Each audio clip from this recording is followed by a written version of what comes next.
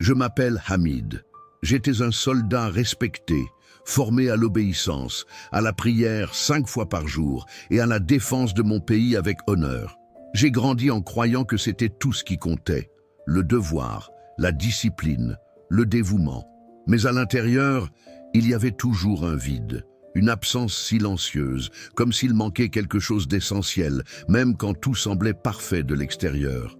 Je suis né dans une petite ville côtière du sud de l'Iran, où l'air sentait le sel et le poisson, et où le soleil brûlait à travers nos sandales. Nous étions 4 frères et sœurs, élevés dans une maison simple avec une cour où ma mère étendait ses vêtements et récitait ses prières. Mon père était commerçant, ses mains étaient calleuses à cause du travail, mais il me touchait toujours le visage avec douceur. Il me disait « Sois un homme d'honneur, sers ta famille, ton pays, ton Dieu ». Ces mots ont façonné mon enfance comme le vent façonne les dunes de sable. La religion était au centre de tout. L'appel à la prière résonnait dans la ville et ma mère s'agenouillait avec ferveur. Je l'aimais dès mon plus jeune âge, récitant des paroles que je ne comprenais pas entièrement. Pourtant, quelque chose me tracassait. Dieu semblait lointain, comme un roi intouchable. Je sentais qu'il y avait plus, mais je ne pouvais pas demander. Remettre en question la foi là où j'avais grandi était dangereux. Un jour, vers l'âge de 10 ans, je suis entré chez mon voisin par curiosité.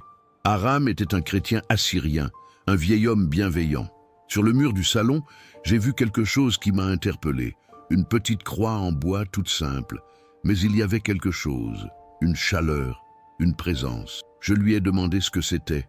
Il a souri et m'a dit « C'est un symbole d'amour, de l'amour de Dieu ». Je n'ai pas compris, mais je ne l'ai jamais oublié. À 18 ans, je me suis engagé dans l'armée. Je voulais honorer mon père, protéger ma nation et devenir un héros. L'uniforme me rendait fier. L'entraînement intensif était presque un plaisir. J'ai rapidement gravi les échelons jusqu'à devenir colonel. Je dirigeais des hommes et j'étais respecté. De l'extérieur, j'incarne la force, mais intérieurement, le vide persistait. Je priais chaque jour, comme on me l'avait appris, et pourtant, Dieu était toujours absent. C'est alors que j'ai rencontré Raza, un jeune soldat discret qui ne priait pas avec les autres. Un soir, je l'ai surpris en train de lire un petit livre caché, c'était la Bible.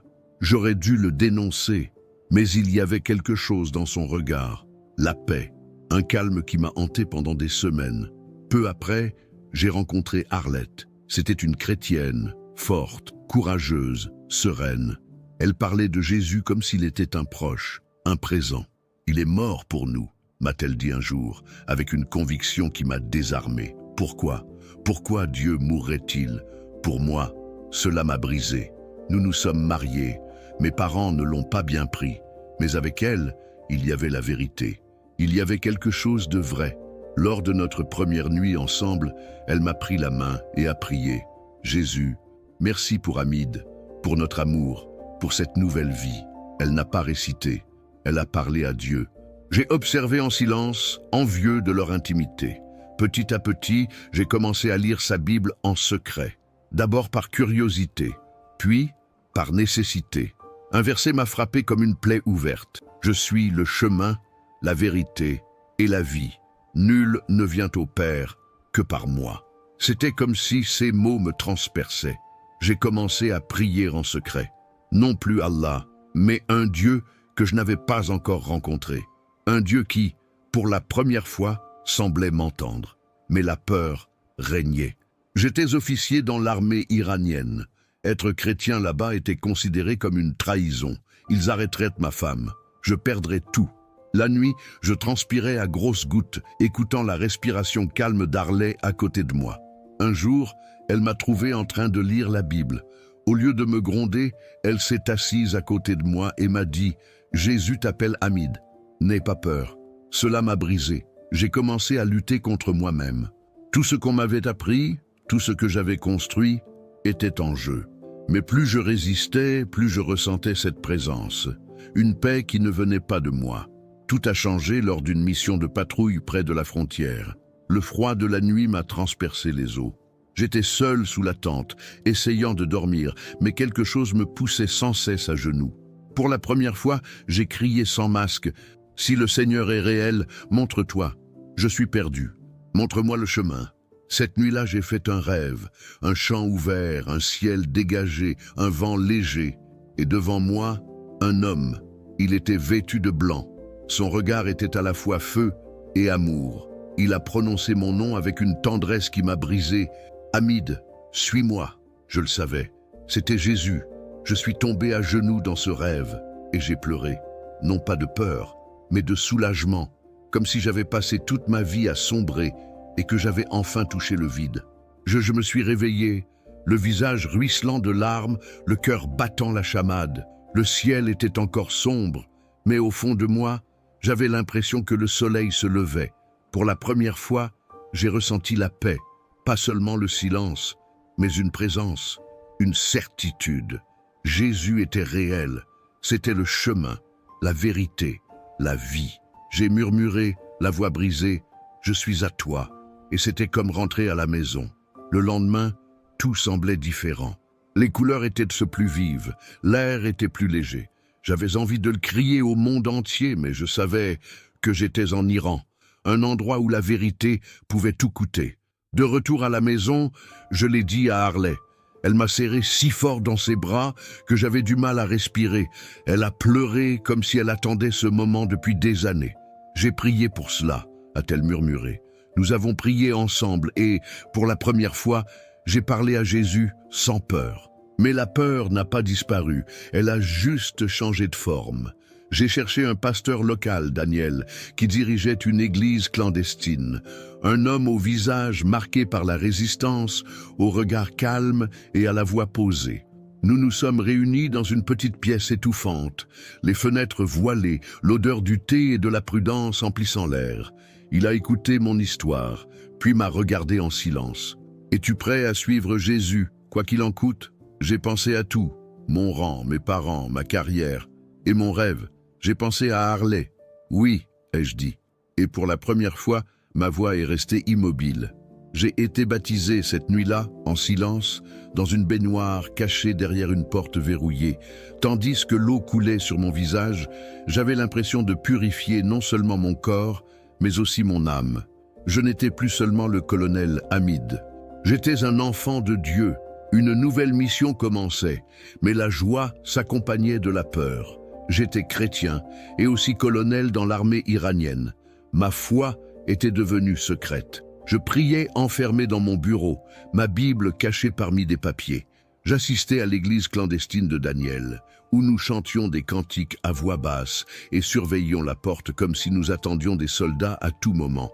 C'était risqué, mais ça en valait la peine. Je sentais Jésus là, comme un feu dans mes os. J'ai rencontré d'autres convertis, comme Ali, un jeune homme qui avait perdu son emploi et sa famille pour avoir suivi Jésus. Je lui ai demandé pourquoi il souriait encore. Il a répondu, les larmes aux yeux, parce qu'il est réel et qu'il m'aime comme personne. Ses paroles m'ont touché comme une flèche. Je me suis reconnu en lui. Le combat, la foi, la décision. Au fil du temps, mon petit appartement est devenu un refuge sacré. Arlette et moi prions ensemble, les mains jointes sous la douce lumière de la lampe. Nos fils, Emmanuel et David, encore jeunes, remplissaient la maison de rire. Parfois, le soir, je racontais des histoires de Jésus cachées parmi des contes pour enfants. Emmanuel m'a demandé un jour, « Jésus m'aime-t-il » Et la gorge serrée, j'ai répondu, « Plus que tout ». Mais la peur ne s'est jamais estompée. Que se passerait-il s'il l'apprenait? Qu'adviendrait-il de mes enfants, de ma femme?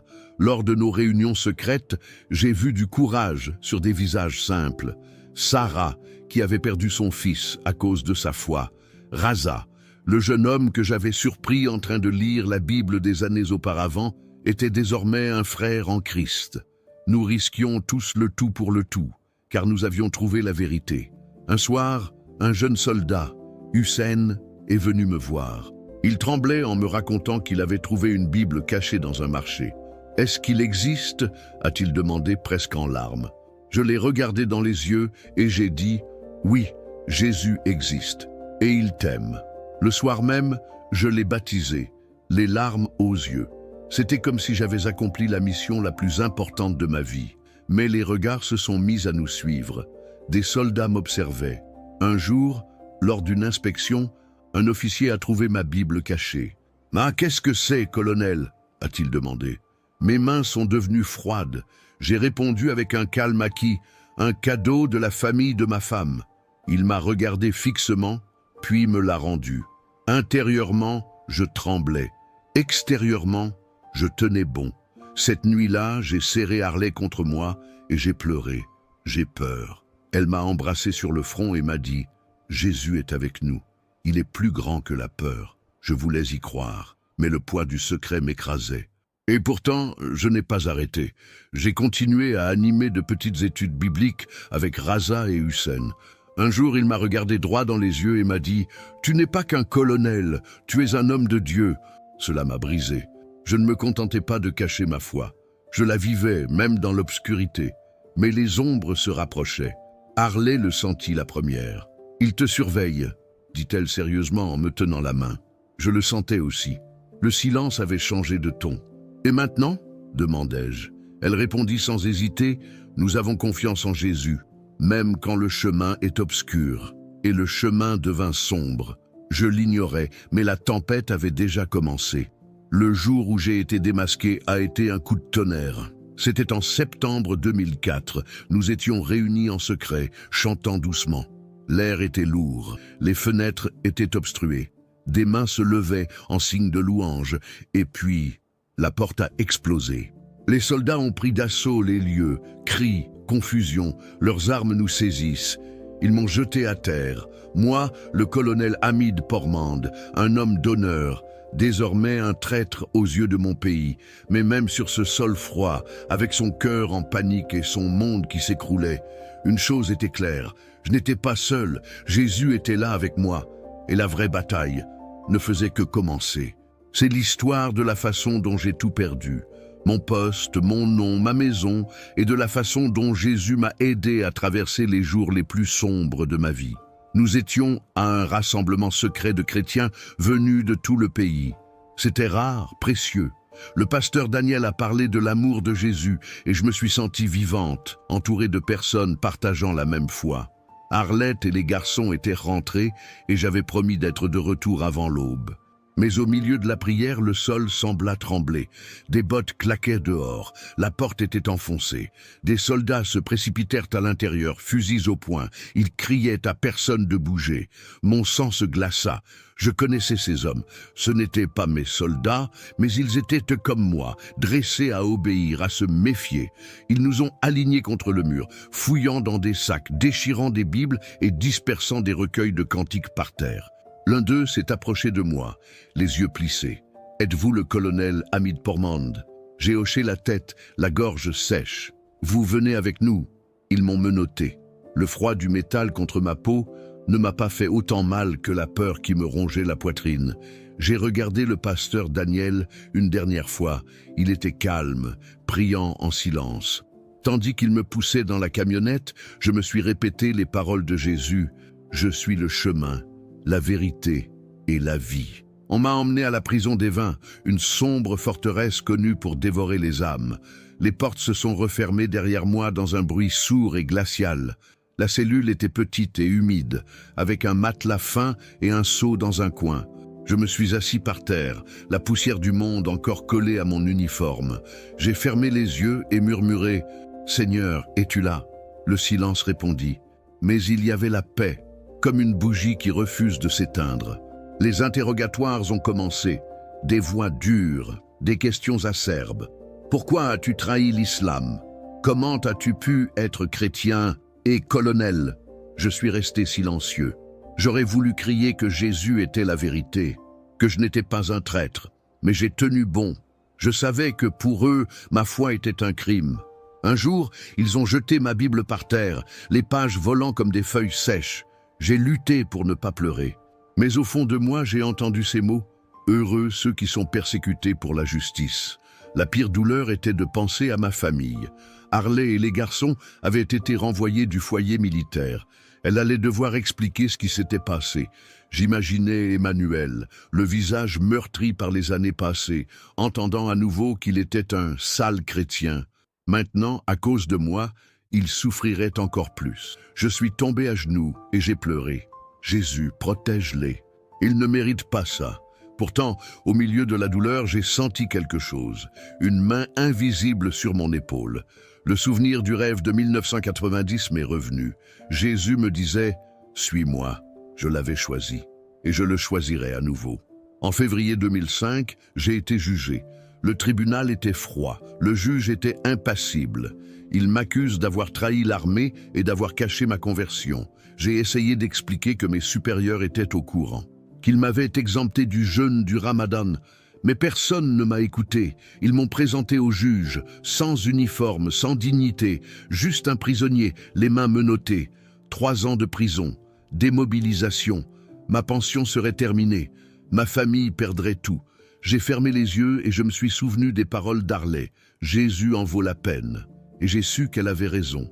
Mais ce n'était pas fini. À Bandarbouch, j'ai été de nouveau jugé, cette fois pour apostasie et prosélytisme.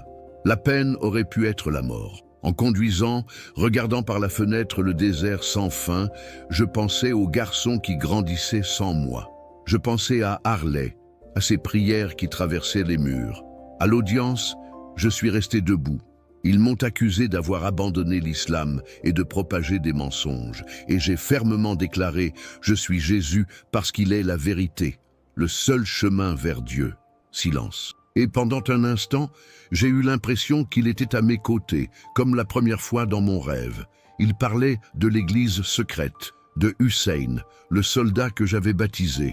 Je ne le niais pas. Comment aurais-je pu renier celui qui m'avait sauvé?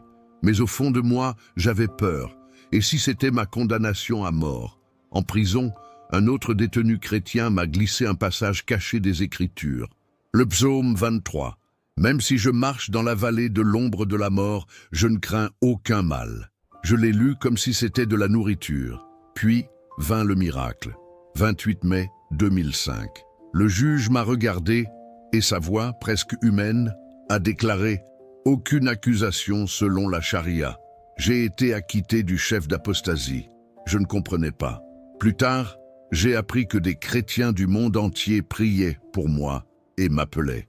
Jésus avait déplacé des montagnes pour moi. Je suis retourné à Evin pour servir pendant 3 ans, mais maintenant avec la certitude que je n'étais pas seul. La prison était toujours aussi dure. La faim, le froid, les insultes. Les gardiens crachent dans mon assiette, me traitant de traître. Mais même là, il y avait des moments de grâce. Un jeune gardien m'a donné un morceau de pain alors que je tremblais de faim. « Pourquoi ?» ai-je demandé. Il a baissé les yeux. « Tu n'as pas l'air d'un criminel. » J'ai vu Jésus dans cette bonté. J'ai partagé l'évangile avec d'autres prisonniers, à voix basse. L'un d'eux, Ali, était un voleur. Ses yeux se sont illuminés lorsqu'il a entendu parler du pardon. « Même moi ?» a-t-il demandé. Et j'ai répondu « Oui, il nous aime tous. » Nous avons prié ensemble ce soir-là et j'ai senti Jésus avec nous dans cette cellule sombre, plus réelle que n'importe quel mur autour de nous. J'ai reçu des lettres d'Harley, introduites discrètement. « Nous allons bien », écrivait-elle. « Les garçons prient pour toi. » Je lisais chaque mot comme si je tenais un morceau de paradis. Dans la solitude, ils chantaient doucement. « Amazing Grace ». Cette mélodie était mon bouclier contre l'obscurité. Peut-être que vous écoutez ceci et que vous ressentez de la douleur. Peut-être avez-vous tout perdu ou vous sentez-vous perdu en vous-même. Je vous comprends. J'ai été dans cette vallée, mais là, Jésus m'a trouvé. Ce n'est pas qu'une vieille histoire. Il est réel. Et si vous êtes brisé, il peut vous reconstruire. Les portes de la prison d'Evin ont été ouvertes en 2007 et j'en suis sorti. Le soleil caressait mon visage comme pour la première fois. Après 3 ans d'obscurité, j'étais libre. Dehors, j'ai aperçu Harley. Son visage était fatigué mais radieux. Et à côté d'elle, Emmanuel et David, désormais adolescents. J'ai couru vers eux, les larmes aux yeux, sans honte, et je les ai serrés dans mes bras comme si le monde entier était là. Jésus m'a soutenu dans le feu. Et maintenant, il m'a confié une nouvelle mission, vivre pour lui, quel qu'en soit le prix. Mon histoire n'est pas terminée. Car là où s'arrête la douleur, commence le but. Et pour tout ce que j'ai perdu, j'ai gagné quelque chose de plus grand. Une foi inébranlable, un amour qui ne plie pas et une vérité pour laquelle il vaut la peine de vivre et, si nécessaire, de mourir. Emmanuel et David me serraient fort dans leurs bras, leur petit corps tremblant contre ma poitrine. « Nous avons prié pour toi tous les jours, Baba », dit Emmanuel d'une voix brisée. Mes yeux se remplissaient de larmes. Mon cœur était à la fois plein et brisé. Tant de choses m'avaient manqué, leurs rires, leurs pas qui s'amplifient, leurs histoires du soir. Mais à cet instant, tous les trois réunis, j'ai senti Jésus parmi nous, comme s'il nous enveloppait de ses bras invisibles. « Merci Seigneur », murmurai-je en silence. Le monde aurait pu me prendre mon grade, ma pension, notre maison, mais il n'a pas pu ébranler ma foi. Jésus était ma force, et il était toujours tout ce dont j'avais besoin. Nous sommes retournés à Bandar Bush, mais la vie avait changé. Privés des privilèges de l'armée, nous avons emménagé dans un petit appartement aux murs fins et imprégné de l'odeur du sel marin. Harley subvient aux besoins des garçons avec des petits boulots, les mains calleuses, mais les yeux brillants de foi. Un soir, je l'ai regardée et je lui ai dit « Tu es mon héroïne ». Elle sourit doucement en me touchant le visage. « Jésus est notre héros », a-t-elle dit. « Il t'a ramené ». Cette phrase m'a ramené à mon enfance, à la croix sur le mur de la maison d'Aram. La croix qui a allumé la première étincelle. Jésus m'avait porté à travers le désert de mon âme. Et je savais, il n'en avait pas fini avec moi. Trouver du travail était difficile. J'étais un ancien colonel condamné à une peine de prison. J'acceptais tout ce qui se présentait à moi.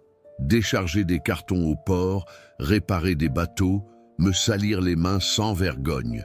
Ma fierté avait disparu, mais ça ne me manquait pas. Chaque matin, je me réveillais au son des prières d'Harley. Sa voix était douce et posée. « Jésus, guide-nous, utilisons-nous ». Emmanuel et David, maintenant adolescents, aident du mieux qu'ils pouvaient. Malgré les regards et les murmures à l'école, leur foi grandissait.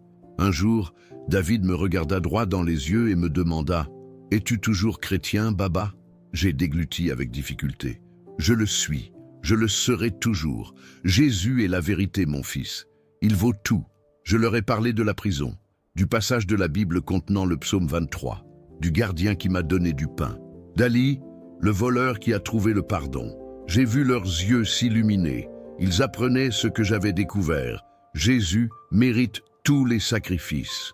Mon cœur brûlait d'une nouvelle mission. En prison, j'avais promis à Jésus que si je sortais vivant, je vivrais pour lui. Maintenant, cette promesse brûle en moi. Je suis retourné à l'église secrète du pasteur Daniel. Le sous-sol sentait encore le thé et l'espoir. Je veux servir, lui ai-je dit, la voix tremblante. Je veux parler de Jésus aux gens.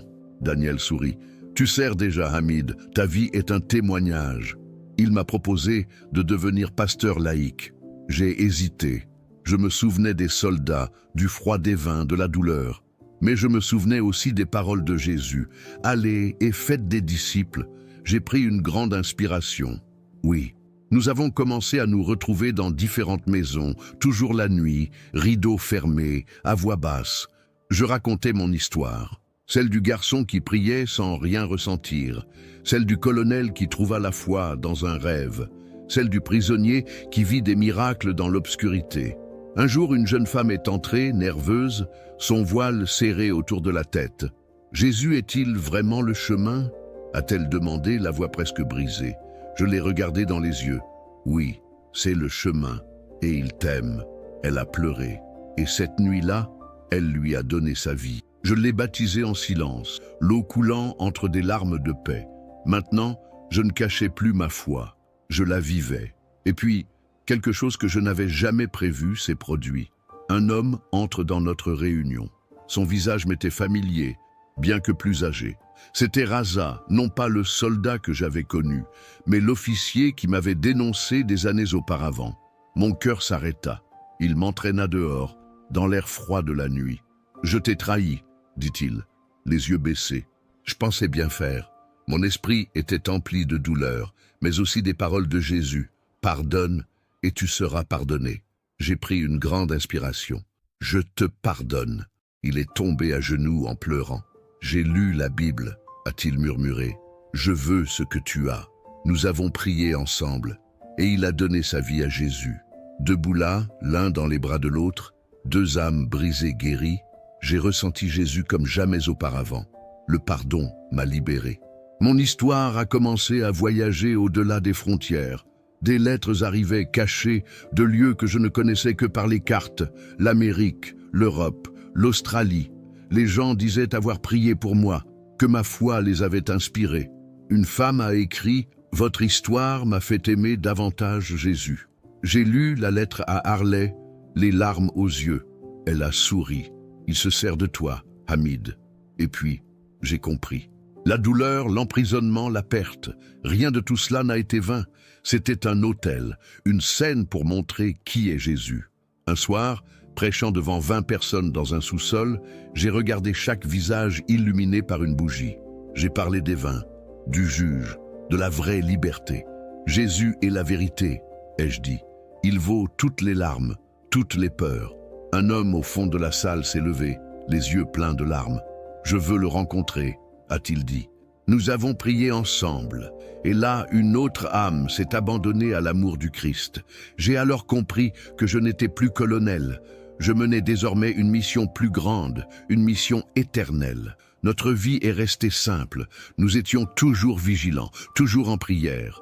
Mais la peur ne nous dominait plus. Jésus était notre bouclier. Le soir, Arlette et moi étions assises, les mains jointes. « Merci, Jésus », disais-je d'une voix brisée, « d'avoir transformé ma douleur en but. » Elle souriait, les yeux brillants. « Il fait toujours ça. » Nous avons lu ensemble Jean 14, 6. « Je suis le chemin, la vérité et la vie. » Ces paroles n'étaient pas de simples promesses. Elles étaient notre réalité. Si vous écoutez ceci, c'est peut-être que vous avez tout perdu. Peut-être cherchez-vous encore, vous demandant s'il existe quelque chose de réel. Il y a. J'étais musulman, j'étais colonel, j'étais prisonnier. Et Jésus m'a trouvé. Il n'est pas qu'une idée, il est réel, vivant, présent. Et si vous êtes brisé, il peut vous restaurer. Aujourd'hui, je vis chaque jour pour lui.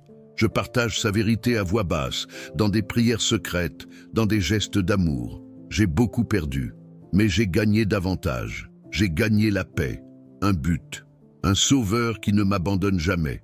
Si mon histoire a touché votre cœur, sachez ceci, il vous appelle aussi.